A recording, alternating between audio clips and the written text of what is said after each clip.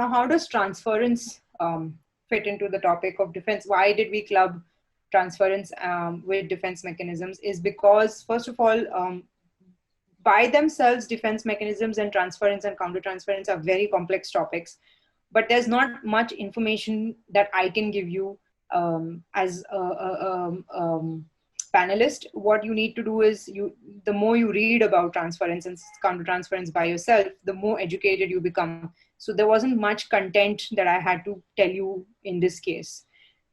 Secondly, transference is basically a result of a consequence of using the defense mechanism of projection, and that's why we clubbed transference with the defense mechanisms. So, like I said, it's because of the defense mechanism of projection, where we tend to assign, like I said, our feelings onto others. That's essentially where transference comes from. So those of you who've been with us for the last 3 sessions, you all are aware of the object relations theory, where we essentially project the good self and the bad self from the mother into ourselves, and also then vice versa. So this is the concept of projection, projecting every part of you, not just the good part of you, but also the bad part of you.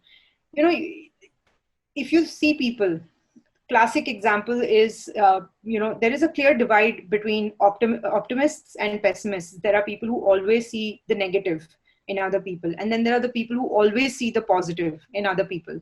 So this is essentially a sort of projection happening with the good person, good self, always seeing the good self, and then the bad person or the bad self always seeing the bad in another person. So this is essentially what's happening with projection. And the theory of transference states that we tend to project the unhealthy feelings we have towards our parents and ourselves onto other people as adults. And so first of all, our projection, our transference happens, the first people that it actually happens with is our parents. And then later on comes other people. So our first experience with projection and with transference is actually between us and our parents.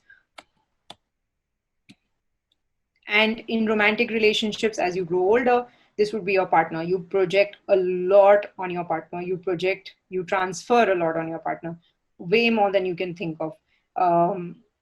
Actually, this is the one relationship in your life, maybe leaving your parents aside, where you would project the maximum, much more than you would do with any other relationship. And in therapy, obviously, this role is taken by the therapist. So transference is a very unique tool, which is used in psychotherapy, in psychoanalytic therapy. And so this